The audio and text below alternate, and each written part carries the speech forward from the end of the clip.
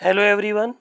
आज हम आपको जेएलओ राजस्थान 2019 का पेपर 3 क्वेश्चन नंबर 90 से लेकर 100 तक एक्सप्लेन करेंगे।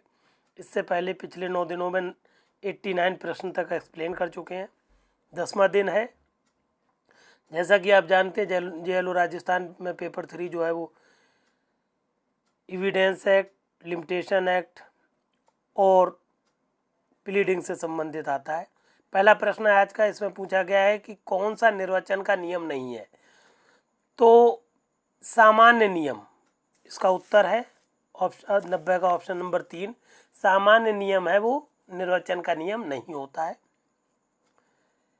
91 प्रश्न में पूछा गया है, ये बताइए आदेश 7 सिविल प्रक्रिया संहिता का किससे संबंधित है। तो हम लोगों का जो सीपीसी है इसका आदेश 7 वाद पत्र से संबंधित है। कहने का मतलब है वाद पत्र को प्लेंट कहते हैं। 91 का ऑप्शन नंबर 1 सही है, वाद पत्र से संबंधित है। लिखित कथन आदेश 8 में है। प्रतिदावा, मुजराई, ये सब आगे हम बताएंगे आपको। फिर 52वें प्रश्न में पूछा गया है वाद को वापस करने से संबंधित प्रक्रिया दी गई है। तो हमारे सीपीसी के अंदर आदेश 8 वाद पत्र के वापस करने या लौटाने से संबंधित है आदेश 7 नियम 10(2). 92 का ऑप्शन नंबर 2 सही है। आदेश 7 नियम 10(2) में वाद को वापस करना या वाद पत्र को लौटाए जाने पर प्रक्रिया से संबंधित है। कहने का मतलब है 92 प्रश्न का ऑप्शन नंबर 2 सही है। 92 में ठीक है। 93 पे आ जाइए। 93 में पूछा गया लिखित कथन। लिखित कथन आदेश 8 नियम 1 में है। तो ऑप्शन के हिसाब से अगर हम चले, रिटन स्टेटमेंट कहते हैं लिखित कथन को, तो ऑप्शन के हिसाब से 93 का ऑप्शन नंबर 3 सही है, आदेश 8। 94 में पूछा गया है कि ये बताइए सीपीसी के किस आदेश और नियम में अपीलीय न्यायालय को उपयुक्त न्यायालय में वाद स्थानांतरित करने की शक्ति दी गई है। तो हम लोगों की सीपीसी के आदेश 7 नियम 10 खा में बताया गया है कि जो समुचित न्यायालय है वो वाद को किसी भी अपीली न्यायालय, किसी भी सक्षम न्यायालय में क्या कर सकता है, वाद को अंतरित कर सकता है। कहने का मतलब है 94 प्रश्न का ऑप्शन नंबर 2 सही है, आदेश 7 नियम 10 खा, जिसके अंतर्गत अपीली न्यायालय को ये शक्ति प्राप्त है कि वो उपयुक्त न्यायालय में वाद को अंतरित कर सकता है।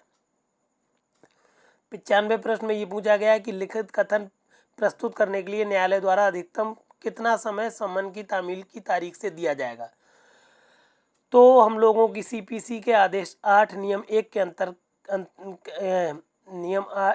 आदेश 8 नियम 1 के एक परंतुक है। परंतुक में बताया गया है कि सम्मन की तामील की समय से लेकर आप 90 दिन के अंदर क्या करें, लिखित कथन प्रस्तुत कर दें। इससे ज़्यादा आपको समय नहीं मिलेगा।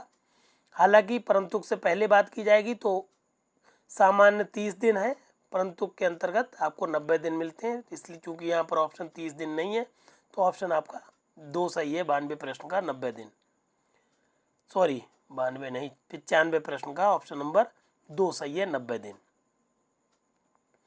96 प्रश्न में पूछा गया है ये बताइए युक्त वर्गीकरण से आप क्या समझते हो। तो युक्त वर्गीकरण का मतलब क्या होता है ये बताई गई है बात ऑप्शन नंबर 3 में।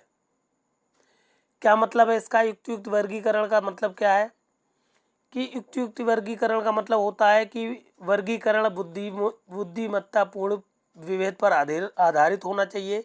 वह बुद्धिमत्तापूर्ण विभेद का तर्कसंगत संबंध उस साक्ष्य से होना चाहिए जिसे अधिनियम प्राप्त करना चाहता है। कहने का मतलब है 96 प्रश्न का ऑप्शन नंबर 3 सही है, जिसमें 1 और 2 दोनों ऑप्शंस का समावेश है। इसलिए 96 प्रश्न का ऑप्शन नंबर 3 सबसे बेहतर है, करेक्ट है एकदम। 57वें प्रश्न में पूछा गया है कि जब किसी वाद पत्र में वाद हेतुक नहीं दिया होता है तब क्या होगा। अगर कहीं वाद पत्र में वाद हेतुक ना दिया हो तो आप क्या करेंगे, न्यायालय क्या करेगा, मतलब आदेश 7 नियम 11 के अनुसार वाद पत्र को नामंजूर या खारिज कर देगा। कहने का मतलब है 57वें प्रश्न का ऑप्शन नंबर 2 सही है, वाद पत्र को खारिज कर दिया जा सकता है न्यायालय द्वारा। 58वें प्रश्न में पूछा गया है कि ये बताइए आदेश 8 नियम 6 के अनुसार मुजरा की विशिष्टियाँ कब दी जाती हैं। तो मुजरा की विशिष्टियाँ लिखित कथन में दी जाएंगी, ऐसा बताया गया है आदेश 8 नियम 6 के अंतर्गत। कहने का मतलब है 98 वाले प्रश्न का ऑप्शन नंबर 1 सही है, लिखित कथन में मुजरा की विशिष्टियाँ देना होती हैं। 99 प्रश्न में पूछा गया है कि जब कोई पक्षकार एक वांछित समय में लिखित कथन प्रस्तुत करने में असफल रहता है तब क्या होगा। तो अगर कोई व्यक्ति एक पक्षकार एक वांछित समय में लिखित कथन प्रस्तुत नहीं करता है तो न्यायालय ऐसा असफलता के कारण अपना निर्णय सुना सकता है या फिर न्यायालय वाद से संबंधित कोई भी आदेश पारित कर सकता है। कहने का मतलब है ऑप्शन नंबर 3 सही है 99 प्रश्न का, दोनों काम कर सकता है न्यायालय, निर्णय कर सकता है निर्णय कर सकता है व न्यायालय वाद से संबंधित कोई आदेश पारित कर सकता है। आखिरी प्रश्न आज के हम लोगों का 100वां प्रश्न पूछा गया है कि सीपीसी के किस आदेश एवं नियम में अभिवचन के सत्यापन से संबंधित प्रावधान किए गए हैं। तो हम लोगों की सीपीसी के आदेश 6 नियम 15 में बताया गया है कि अभिवचन का सत्यापन किया जाएगा। कहने का मतलब है 100वें प्रश्न का ऑप्शन नंबर 3 सही है, आदेश 6 नियम 15 में अभिवचन का सत्यापन होता है। और 99 का ऑप्शन नंबर 3 सही था, हम बता चुके हैं।